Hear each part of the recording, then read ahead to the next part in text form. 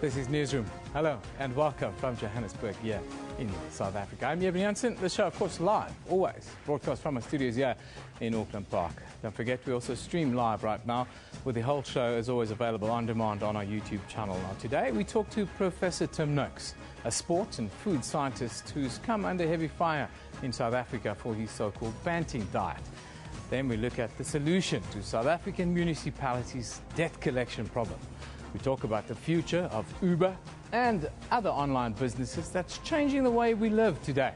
We close the show with a new book by the Afro-Middle East Center here in South Africa. But first, let's take a look at the day's news.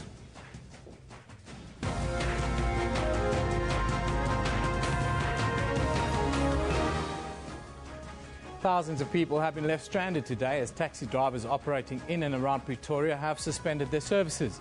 Taxi drivers are retaliating after police impounded over 50 vehicles during Operation Fiela. Last week, state buses were stoned, allegedly by taxi drivers demanding control of the routes that new Autopax bus services were granted. The National Taxi Alliance, as well as the South African National Taxi Council, said the strike will continue and will include areas in Johannesburg if government does not respond. In response to these impoundments and general harassment of the taxi industry, the Mamelodi taxi operators have resolved not to operate on Thursday, the 9th of July 2015. We no longer want to be treated as the stepchild of the transport system in the country. The Association of Mine Workers and Construction Union, AMCU, have quit the gold sector wage negotiations. AMCU will now take the dispute to the CCMA. The union is demanding a basic monthly salary of 12,500 Rand for entry-level workers. AMCU waged a 5-month-long strike in that sector in their push for a better deal last year. The other unions, the MUN, Solidarity and UASA, are set to continue negotiations with employers next Wednesday. South Africa has entered a new nuclear deal with Russia. The Department of Energy said yesterday that the countries intend to put several educational projects in place in order to introduce more people to the nuclear industry. As part of a memorandum signed on the 7th BRICS Summit in Russia, 200 South Africans will be trained at Russian universities and institutions. South African government has welcomed the Nigerian coroner's inquest into the collapse of a guest house owned by the Synagogue Church of All Nations in Nigeria. The report suggests that televangelist T.B. Joshua did not obtain the relevant approval before embarking on the construction of the building. However, the church has rejected the verdict, calling it unreasonable. 85 South Africans were among the 160 people who died when the building collapsed in September last year. 26 people have been killed in suspected Boko Haram attacks in villages on Lake Chad. In recent weeks, the Nigerian militant group have gained presence across the region, killing hundreds of people. Boko Haram lost territory in northeastern Nigeria earlier in the year to offences led by soldiers in Chad, Cameroon and Niger. The Greek government says that it is ready to meet the deadline to submit a new proposal to Eurozone member states today. Meanwhile, Athens has applied for a fresh European Union loan deal. European Council President Donald Tusk has warned that a meeting of EU leaders set to take place later this week will be Greece's final chance to avoid leaving the euro and solve their debt crisis. And in Ashes cricket, Joe Root plundered a superb century to defy Australia as England recovered from a poor start to post 343 for 7 on the first day of the first Ashes test. A fluent and counter-attacking Root dropped before he had scored. He hit 134, with Gary Ballance and Ben Stokes also making solid contributions. Joss Hazelwood and Mitchell Starc took 3 wickets apiece for Australia, with the latest missile of Joss Butler leaving the game evenly poised. But wide of mid-on. Goes for 4. Now, the critics of Professor Tim Noakes continue to campaign against him under the banner that his diet is supposedly killing people. The Cape Town sports scientists and University of Cape Town emeritus professor believes that he has science on his side. Professor Noakes says the people doing the killing are dietitians and doctors who continue to promote official dietary guidelines that are without any scientific basis when they were launched onto an unsuspecting public in the late 1970s. A Johannesburg dietitian reported Professor Noakes to the Health Professionals Council of South Africa for a single tweet, which he stated that low-carb, high food fats, being meat and vegetables, were good first weaning foods for babies. It's a controversy that has had South Africa talking for most of the last couple of years. Now, today we are joined by Professor Noakes himself, who's in our Sea Point studios in Cape Town, to give us his side of the story. Very good morning, Professor. Thank you very much for joining us. Thanks, Evan. Thanks for allowing me to be on. Professor, I'd like to maybe start with the very latest stuff and just get your views with regards to the HPCSA hearing for what was termed your alleged unprofessional conduct for giving unconventional advice. Yeah, I think we've got a long way to go on that. You know, we've submitted our response with 3,500 documented pages of science behind it. The reality is that the advice we give is exactly what the World Health Organization says. It's exactly what the South African guidelines are. The South African guidelines are that you should wean children at 6 months, which we agree about, that you should continue to breastfeed for at least 2 years if possible, but when you have to add complementary foods at 6 months, those foods should be real foods. They should be fish, meat, eggs, dairy, nuts, some vegetables, and a little bit of fruit, which is exactly what the South African guidelines are. So it's really difficult to understand what I've said that is wrong when the guidelines are exactly what I've said. What do you make of the complaint then that was laid by this Johannesburg dietitian, Claire Strydom, against you? Well, I think that I'd rather leave that to the Health Professionals Council in meeting and debate, because she said a lot of things on Twitter which will have to be discussed during the trial. And it seems, I think, that she was very angry and she might have misinterpreted what I said. She might have thought that I said you should wean the child that at any age, which I did not say, which of course is wrong, because we do not advocate early weaning. We only wean at 6 months at the earliest. And I think that there was, you see, she comes from a practice that was trying to expose me, I think. And she had written some other information on her website. And I think that there was anger that I'd come out with this low carbohydrate diet and that had been successful. So I think that there's a whole range of issues which go well beyond what appears in the media at present. There are a lot of angry people on Twitter, Professor Noakes, so it wouldn't be out of the ordinary. I wanted to ask you, though, a somewhat controversial question. Do you believe that an attempt has been made to try and muzzle you and the work that you do? Well, you know, I think that what happened was because what I tell is the truth, and it will be proven to be the truth. And I didn't know 5 years ago how strong this truth is. But every week, every month, more information comes out to prove that I'm correct. And it's very challenging for people who have been promoting something that is wrong for 50 years to come and say, I was wrong, we've got to change. You see, I was part of the problem. For 33 years, I advocated this diet, the so-called healthy, balanced diet with lots of cereals and grains. I promoted it for 33 years, and all it did was make me fat and gave me type 2 diabetes. And then I had to ask the question, but why me? Why, when I've done everything right, according to what my experts are telling me, did I develop type 2 diabetes and get fat? And then when I started reading the literature, I found that it had been suppressed. There is unquestionably a movement to suppress any information that suggests a high-fat diet is healthy. For example, the new dietary guidelines, which will come out at the end of the year in 2015, end of this year, there's no question that there's collusion again. And that again, the evidence, all the science has not been discussed because for some reason, there is a global attempt to make sure that we continue to eat a high carbohydrate diet. And I'm not going to talk about what the reasons might be for that. But it is very clear that anyone who promotes a high-fat diet, wherever you are, in Britain, the United States, Australia, New Zealand, will be targeted. And one has to ask the question, why? Because I'm an academic and I'm a scientist. And what we do is we look at all the evidence and we say, let's debate it. And let's look at it. And we're not allowed to do that. And in a sense, that's what we're excited about at the HPCSA trial, is because for 7 days, we're going to present the evidence. And then people can say, have we been given the whole truth? Or has the truth been filtered through? And what has been the consequences for our health? And those are the questions that individuals need to ask.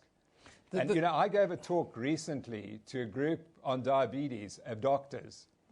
There were 85 doctors there. And I said, this is the way we should be managing diabetes. It's different from the way you're managing your patients. The way you're managing your patients, I believe, is not helping them. 82 of those 85 doctors said they found the talk brilliant and compelling. And why is that? It's not because they've been taught by the medical profession what they should be doing. It's because the patients, they're seeing the patients, and the patients are getting better. And that's why this is so threatening. It's because the patients are making their choices. Prof, is sugar now the most dangerous drug in the world? You know, I think that's what's going to happen. What the target now is sugar. So what happened was when we took fat out the diet, we replaced it with sugar. Now, the people who told us to do that in the 1970s have got to now realize that there's a problem. Obesity and diabetes is completely out of control. Just on the way here, I hear there's a paper in the Lancet this week saying obesity is now more prevalent than hunger across the globe, except in sub-Saharan Africa. That obesity is now the real core issue for children. And so that's the real issue. And we know what caused it. It was the dietary guideline change in 1977, because we took the fat out the diet. And when you take fat out the diet, people become hungry and they eat more. And you have to put sugar in the diet to make the diet taste at all good.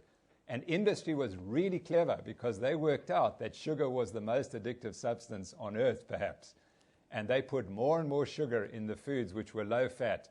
And then they said, this low fat healthy. And we got this idea that if we ate low fat, it has to be healthy, which is completely wrong. If you see a product that says low fat on it, you should say that's unhealthy because it's full of sugar. And so we then became addicted to sugar. And now what the people are doing who made the error in 1977 are saying, we can't say we were wrong about the fat. Let's just say sugar is the demon now, and we'll attack sugar.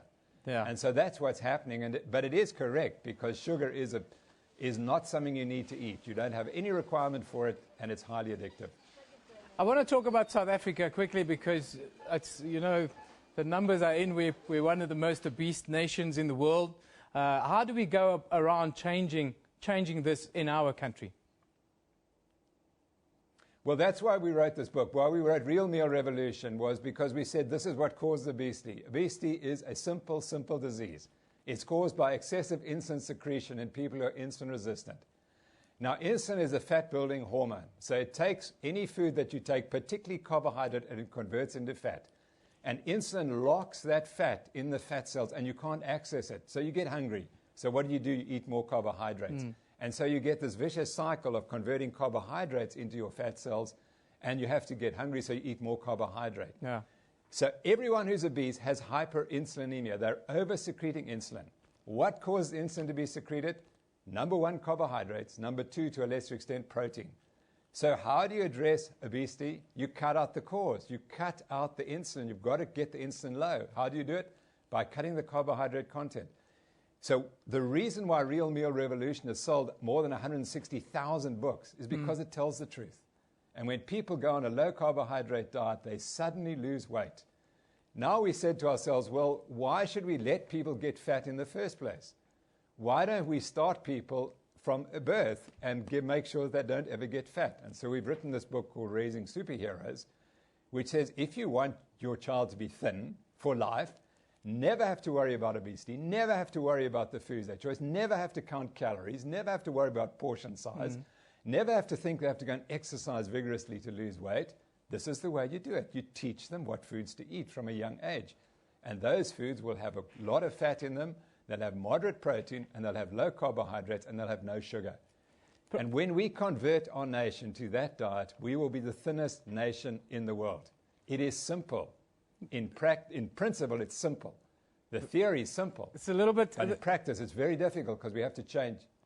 We have to change a lot of things. We have to change the entire food supply. I want to ask you quickly about the quality of the staples that we consume in South Africa, especially maize. I read a report that our maize has some of the highest levels of all the bad things that you can think about. How do we change that? We also see we have to import maize now. How do we get people's heads around that the quality of our staples are not that good? Precisely, and what it seems to us is that as long as the population is not over-secreting insulin, they can eat quite a lot of carbohydrate. But it's once you start eating highly processed foods that you become insulin resistant, what we call insulin resistant. And if you give insulin resistant people lots of staple foods, staple carbohydrates, they become fat. So the key is you must prevent the insulin resistance developing in the first place. And to do that, you have to eat more fat and more meat and a little bit less carbohydrate and absolutely no sugar. And that's the key. Now, it's very difficult to do that, but South Africa has the opportunity because we can produce enough fat and enough protein for our peoples in the land that we have. The problem is the government, if it chooses to go the carbohydrate route, the wheat and the maize and other staples, what it will ultimately become, South Africa will become an exporting country for China. We will turn our land into land to produce those staples for Chinese people, not for our own people. And we have the choice. We can either convert our land so that we can produce more fat, more dairy, more meat, more fish, or we can convert it to other choices. And that's the choice that the government has to make. If we choose to go the carbohydrate route, the cereals and grain route, we will always have obesity and diabetes. We will have a very unhealthy population. We will have to build more hospitals and we have to train more doctors to treat ever-increasing number of diseased people. If we go the other route, we will develop a healthier population. We will not need so many hospitals. We won't need so many doctors around. We've got to invest in agriculture, but it's got to be the proper agriculture. Prof, thank you very much for joining us, and thank you for coming out to give us your version of events. That's Professor Tim Noakes. Join us live from Cape Town this morning to talk about the Banting diet and the whole furore that's been going on here in South Africa. Of course, the case before the Health Professionals Council here of South Africa continues, and we'll keep you updated how that develops. Now, another story that's very much in the headlines on the continent, especially here in South Africa. Nigerian televangelist T.B. Joshua's The Synagogue Church of All Nations has reacted to the Lagos coroner's report, building collapse which killed 114 people, including 81 South Africans. Now, the church said in a statement that it rejects the verdict of the coroner on the grounds that it is unreasonable and one-sided. Here are some of the views that we found on social media. Mpembe Yalapisa says the right questions are still not being asked. Why were Saffers, or South Africans, the only people staying at the guest house on that particular week? It's a good question. Tata Darko says, it hits home when you know a lot of people who follow T.B. Joshua and have even been to the church too since September last year. Nobody's returned. All that jazz says, I hope family members of the victims will get the deserved justice in our shady courts. Talking about the Nigerian court. Percy Ngobeni says, it's funny how our people still think this T.B. Joshua guy has some kind of special powers. There are many, many followers of T.B. Joshua, including many, many powerful people here on the African continent. Let's take a look now at our pick of the day. This one comes from Matsidiso Madia, and it's captioned, Mamelodi, more desperate commuters. This group has turned up at the bus depot, police sending them to bus stops. Did you see the pictures? The picture's still up? Well, that was our picture. There we go. That's our picture of the day. People waiting for transport in Mamelodi outside of the capital. Taxi operators say they'll bring it to Johannesburg. They'll take it around the country if they have to. So much so for free market system then. But here are the front pages now from elsewhere. Let's go around the world. In the USA Today reports that Sexual assault awareness group called on President Barack Obama to revoke Bill Cosby's Presidential Medal of Freedom after the 77-year-old comedian's recently revealed admission that he obtained drugs to give to women with whom he wanted to have sex. Sedatives, to be exact. In the United Kingdom, The Guardian reports that China's stock exchange regulator has imposed severe limits on stock market selling, having earlier warned of panic in the market as a range of recent government measures failed to prevent stocks plummeting a further 6%. Then we go to New York, where the international New York Times reports that Greece are running out of money, and under a tight deadline from European leaders requested a 3-year loan on Wednesday from the Eurozone's bailout fund as the country and its creditors began what could be a last effort to avert a historic and colossal rupture. Now for a look at what's happening around the country today, we start here in Johannesburg. The Labour Court ordered Telkom to halt its Section 189 process, which deals with planned retrenchments at the company. Still, in Johannesburg, the country's top judges have warned against repeated and unfounded criticism of the judiciary from government and called for a meeting between Chief Justice Mogoeng and President Jacob Zuma. And in Durban, a 37-year-old man has been convicted and sentenced to a total of 38 years imprisonment by the Pinetown Regional Court for 5 counts of rape. That's what's happening here in South Africa. Time for us to take a short break. You're watching Newsroom here on SABC News.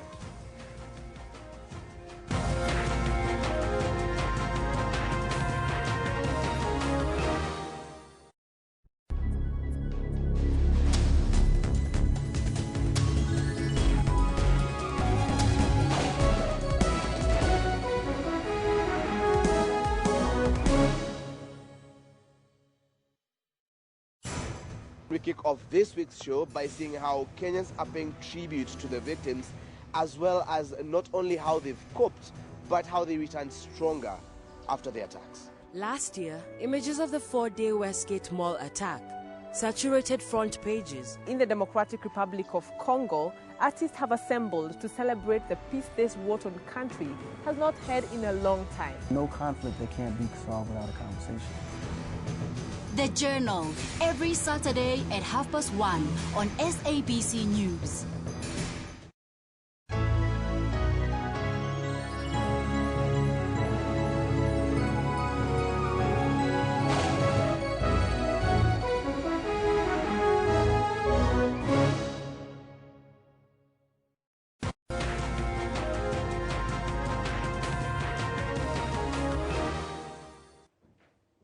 Welcome back. You're watching Newsroom now. The South African National Taxi Council says the taxi strike in Pretoria will be extended to tomorrow and may even include Johannesburg if the government does not respond. Minibus taxi drivers in and around Pretoria have suspended operation in retaliation after police impounded more than 50 vehicles. The vehicles were impounded by police during Operation Fiela because they were allegedly stolen or had no operating licenses. Last week, state-subsidized buses were shot at and stoned in Mamelodi Township, allegedly by minibus taxi drivers, demanding control of routes earmarked for the new Autopax bus service. Now, for the latest in Mamelodi, let's cross to our reporter, Patricia Fisagi, who's there to give us a quick update. Good morning, Patricia. Good morning, Evan. Patricia, the transport problem is still affecting thousands of commuters, I would think. What's the latest? Well, certainly, Evan, you are correct. It is affecting thousands of commuters. And I think today commuters in Mamelodi are hit hard, with a lot of them who were unable to get to work. Some of them telling us very early this morning that they had to walk for about an hour to get to the station in order for them to get to the next point. Of course, most of them going to work. So a lot of them, reflecting their dissatisfaction, their anger by the situation. Some of them telling us that they were not even aware that the taxis would halt services today. They didn't watch the news, so they woke up this morning to a huge surprise, not having the necessary taxis to get to work since very early this morning. But of course, as you know, that the taxi operators in the area, they're sticking to their guns, saying that they will not move their vehicles until the impounded vehicles are returned to the rightful owners. Patricia, what are the? We understand there are lots of grievances with the taxi operators around routes and so forth. But what are the extended grievances that they have now?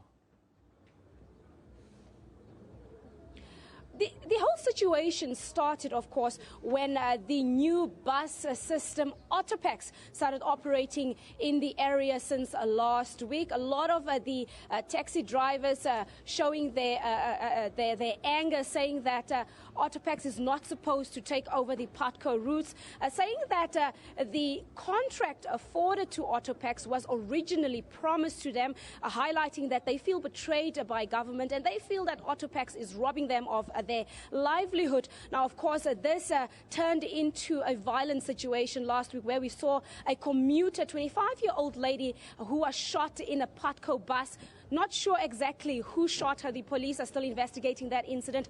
Of course, that violence prompted the Premier of Gauteng, David Makura, to rope in extra law enforcement and also the services of Operation Fiela, and that is how those taxis were impounded. And of course, now that has led to this situation where there is a total shutdown of all taxi services in Mamelodi. So it seems like the transport dispute in Mamelodi does not end. It's one ultimatum after the other that's given. We either want this to get this, and in all of this, the commuter suffers the hardest. What about the threat that they're going to move us to Johannesburg and other areas?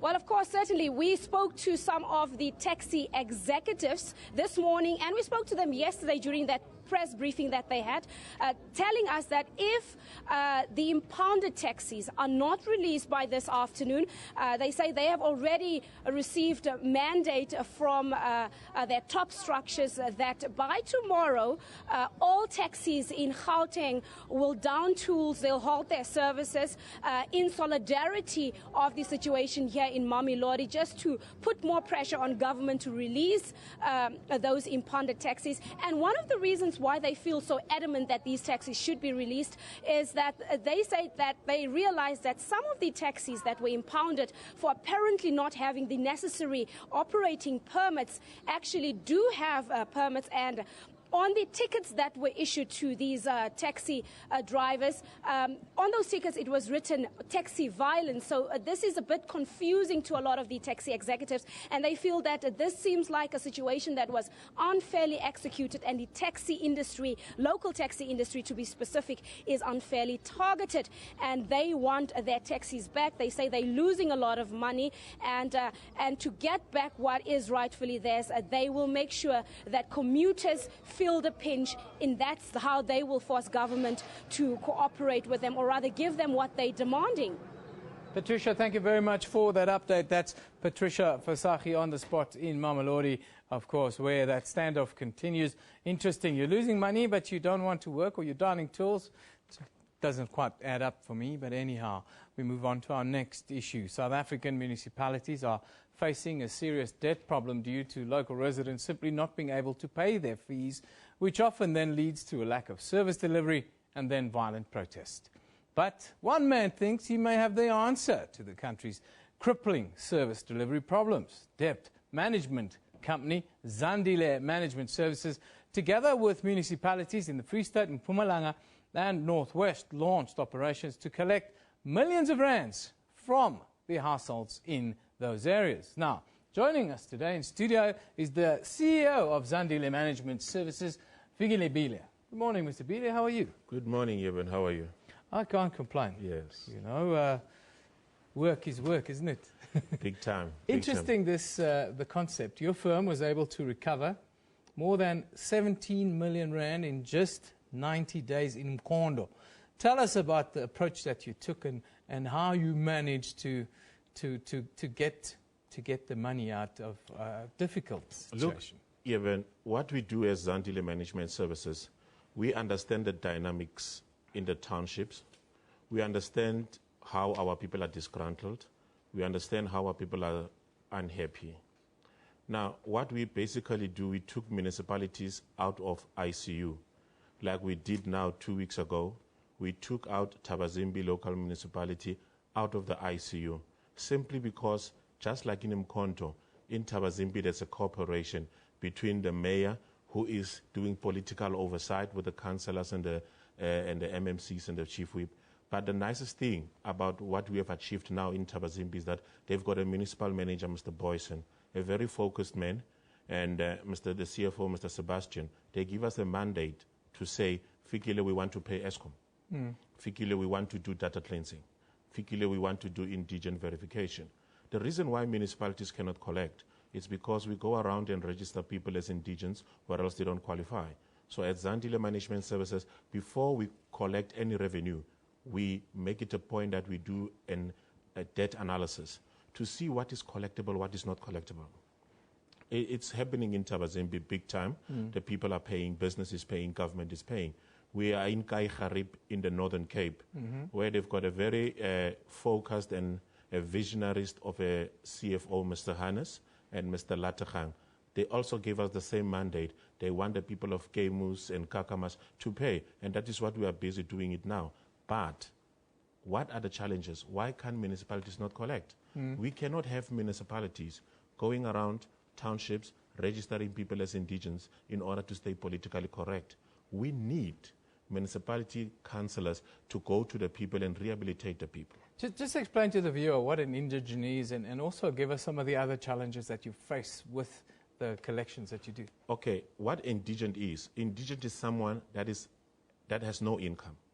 But before we verify that, because what people do, they go to municipalities, they do what you call affidavit, submit it, and they are kept just as indigents. What we do, we do tracing on you. We load your cell number on our system. It gives us your work profile. Sometimes you find that you are an indigent, but your husband is working. Your children are working. It means you're not no longer indigent. So we go deep to find out, are you working? Can you afford? Because most people, I'll make an example, one municipality, every time people resign, they register them as indigent, even if they go and join other companies. So we go deep and assist municipalities with indigent verification to make sure that are they creditworthy, are they working, do they have an income, what is their background? The key problem facing South Africa, of course, is the level of protest we have because people feel that they're not getting services. Are South Africans in the municipalities prepared to pay for the services that they receive?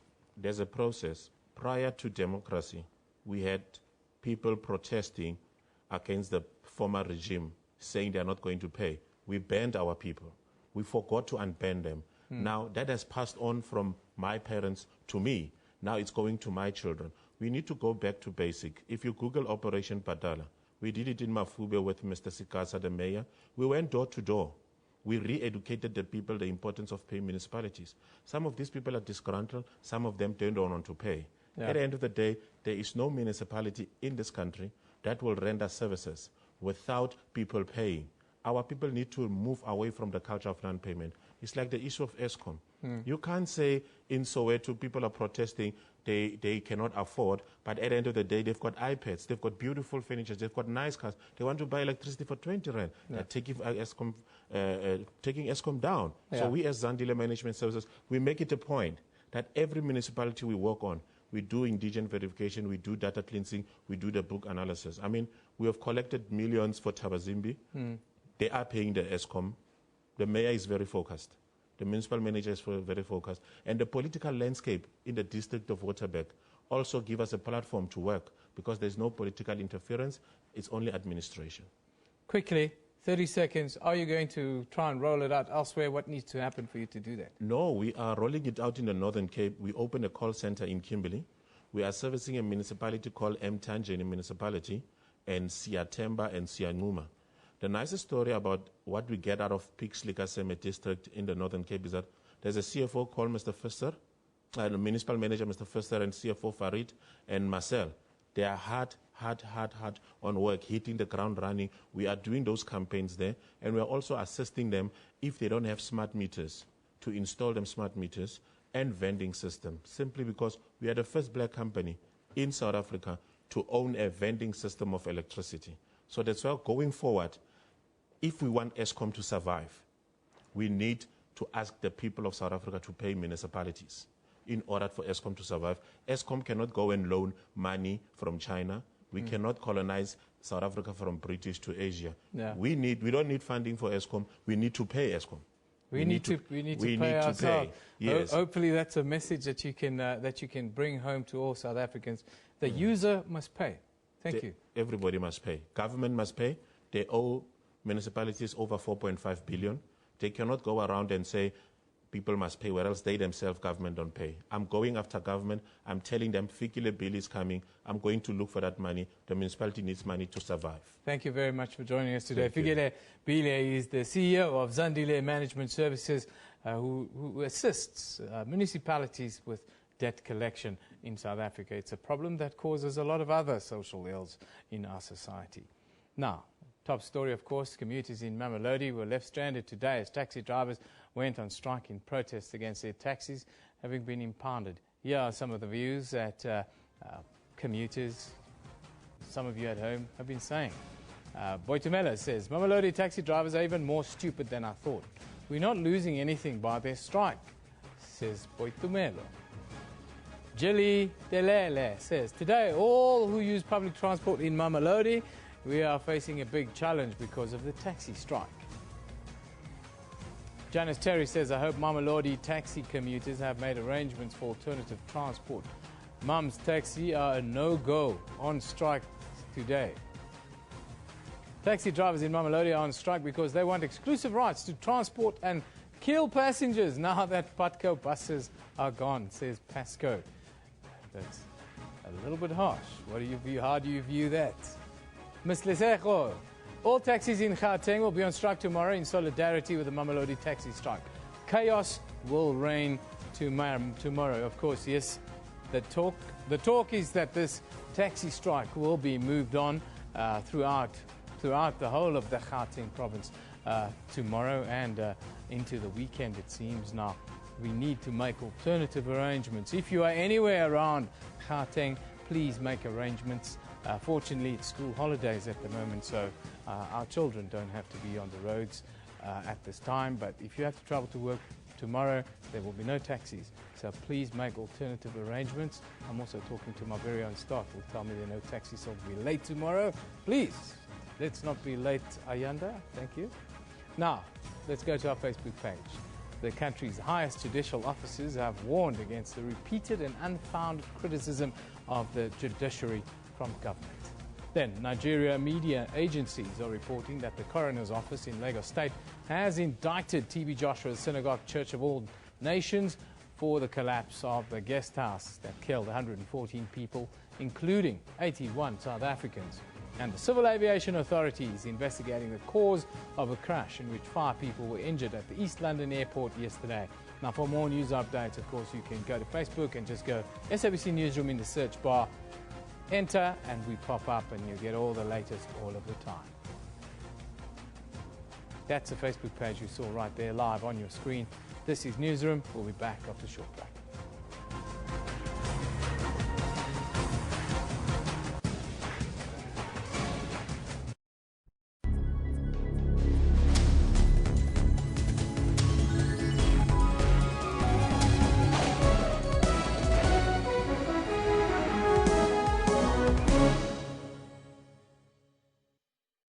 Hello and welcome to your world on SABC News Channel 404.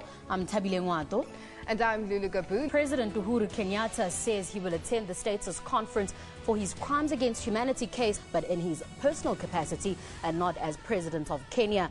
Judges insist he attends this status conference. About 50 Kenyan MPs are expected to travel to The Hague to express solidarity with President Kenyatta. The Kenya cases have really tested the International Criminal Court in ways that it hasn't yet been tested. Your World, weekdays at 9 p.m.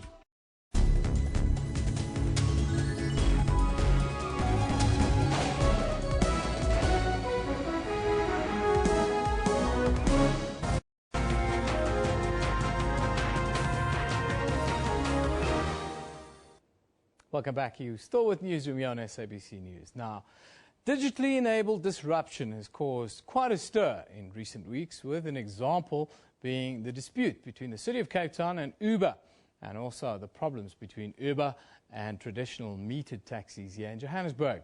But the situation isn't unique to South Africa, with similar problems arising in Spain, France and several states in America.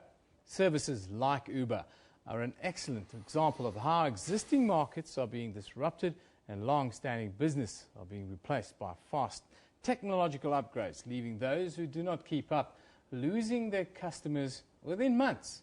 Now, joining us in studio is Deloitte Digital Africa's representative, Walter Adal. Very good morning to you, Walter. Thanks for joining us. Thank you, Evan.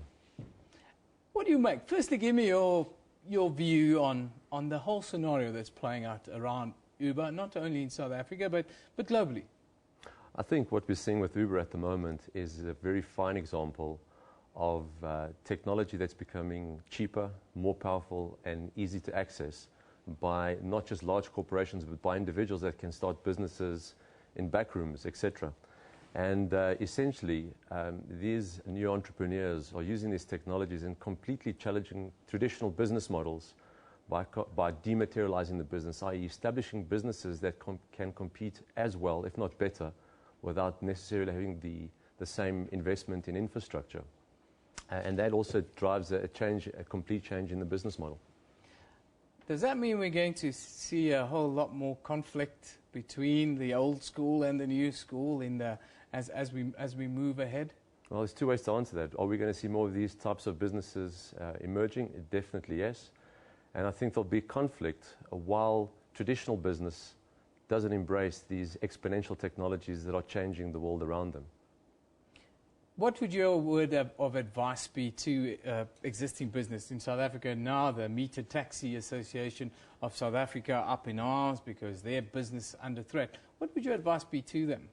Well, it's about, first of all, departing from the point that says, our business is going to remain unchanged and unchallenged into the future. If I was running a large corporate or even a small, medium-sized business, I would make a clear effort to try and understand and get my head around these technologies, at least the nature of the technologies that are emerging, and then filter my business through the concept of how could I continue my business without necessarily having the same infrastructure? How can I challenge my existing business model? The traditional business model is I provide you a service and you pay me. That might not be the future of my business. And getting a very clear understanding of how would I need to staff my business in order for it to remain effective.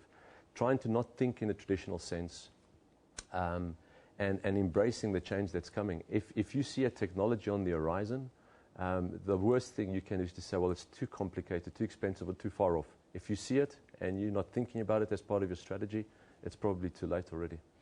We're heading into a future where convenience, and it seems the customer is always right in that sort of way, is that it's time for all business to understand the customer and the customer's needs a little bit better?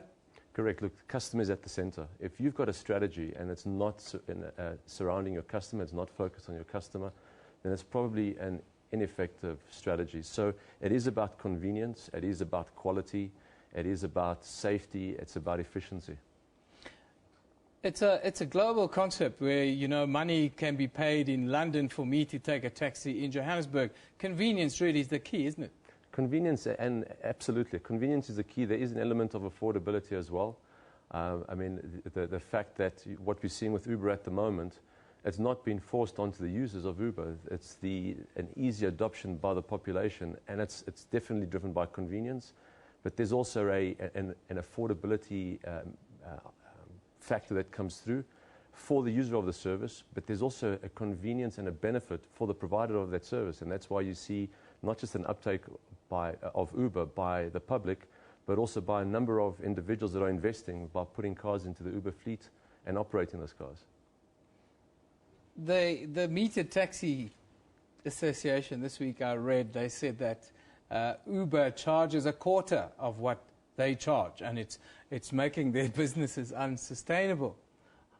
How should we view that? Well, that statement in itself is quite an indictment. If a new competitor enters your market and they can provide the service at a fraction of the price, one has to question the business model that's been in existence for so long, and therein lies the answer as to why it's been adopted so broadly.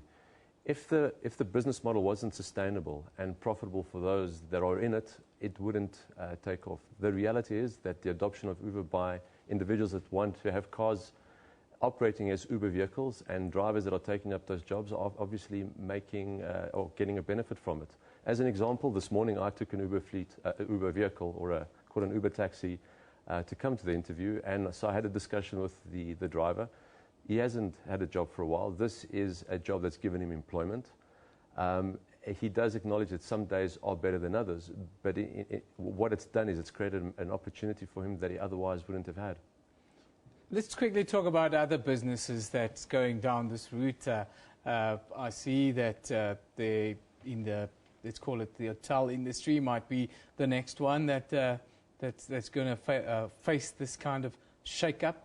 How do you view that? And is it a case of people opening their homes now? That's a very interesting example that you raised. So an organization that known as Airbnb has done exactly the same in the hotel industry. They've essentially become one of the largest hotel chains in the world without owning a hotel room. And what they've done is, once again, through using technology, they've connected individuals that are looking for accommodation that's affordable and convenient with individuals that have got the facilities. And so individuals in Johannesburg, in suburbs of Johannesburg, can put up their spare rooms or apartments or empty houses if they've got properties on Airbnb for accommodation. And the uptake has been quite interesting. And once again, there's an efficiency and a convenience factor, but it's also more cost effective. And what are the big players? What's been the response of let's call it the big chains around this? Can't be very happy. I think there's a variety of phases of responses that these corporates go through. I think initially denial that this is a phase, it's not going to catch, and it has. Subsequent to that, you see them turning to regulators. We see this specifically in the Uber environment, where the taxi fleets have turned to regulators to say, well, let's use the regulations to protect the industry. It's not good for industry, etc. But ultimately, I think the final phase is adoption. So these large organizations need to think about how do they embrace the technologies themselves to remain relevant. Maybe we're going to see hotel rooms. I'm not going to mention any names. You'll see hotel rooms on Airbnb shortly. But we've got some comments. I just want you to have a look at the comments and maybe talk with us through it. Of course, Uber says its drivers are being intimidated and harassed by metered taxi drivers who are unhappy. We see taxi drivers harassing bus drivers being shot at. Of course, that's got nothing to do with Uber, but transport shake-up, people are not very happy. I'm So Dope says, my Uber driver delivered excellent service. I wish all the cab drivers conducted themselves in that manner. What does that say? Well, I mean, I think that speaks again to the convenience that you referred to earlier. But it's I think the interesting principle to draw from here is that the quality delivered by these service providers is crowd managed, so that individual spoke about the service received. Yeah. When you experience service, you rate the cab driver or you rate the experience when you've used Airbnb. And if the quality or that experience drops below a certain rating, those individuals are excluded from the service. So this is a self-regulated environment that ensures high quality at all times. And that's what people demand. Now, here's an interesting one. Saul Kropman, I'm sure he's in Cape Town. He says, this whole Uber Cape Town thing is pretty obvious. It's 9,500 Rand to get a car out of impound 200 cars, close to 2 million Rand. Dollar, full stop, he says. Sounds a bit like conspiracy, but what do you make of the city of Cape Town's crackdown on Uber a little bit? Once again, I think this is there's a principle to be drawn from that. You've got large corporates, you've got governments, you've got city management teams that have established rules within which services need to be offered. Yeah. You've got an organization that enters that environment and is unrestricted by infrastructure constraints and sometimes regulations, and that can provide an equal service. I think what this does, it does shake up the element of control that is traditionally held over these types of industries. My view on this is that as opposed to trying to control it, we should create an environment in which we could enable additional services. Yeah. I think the benefit for specifically cities and municipalities is that it allows investment into sectors that traditionally government has had to deliver against. But if it's enabled by government, government can set the parameters within which these services can be delivered without necessarily having to make the investment. We don't have to build expensive undergrounds. We don't have to build new stations and the like. We can invest in this kind of stuff, and people are willing to help themselves and each other, I suppose. Absolutely. Walter, thank you for joining us. Very interesting conversation we had. That's Deloitte Digital Africa representative Walter Dow. We were talking about Uber and a whole range of other services. You'll be able to get your hotel room very much like you could get an Uber car now. And I would like to see what are some of the other services that are coming. Owning a hotel business without owning a physical room, I like that. I think I might want to go in that business, Walter. Thanks for joining us. Thank you very much. Well, the show, of course, always live from our studios here in Auckland Park, Johannesburg, between 9 and 10 a.m. Don't forget, we're also live on YouTube at that time, with the whole show available on demand on our YouTube channel. You're watching SABC News. This is Newsroom. We love it in the morning.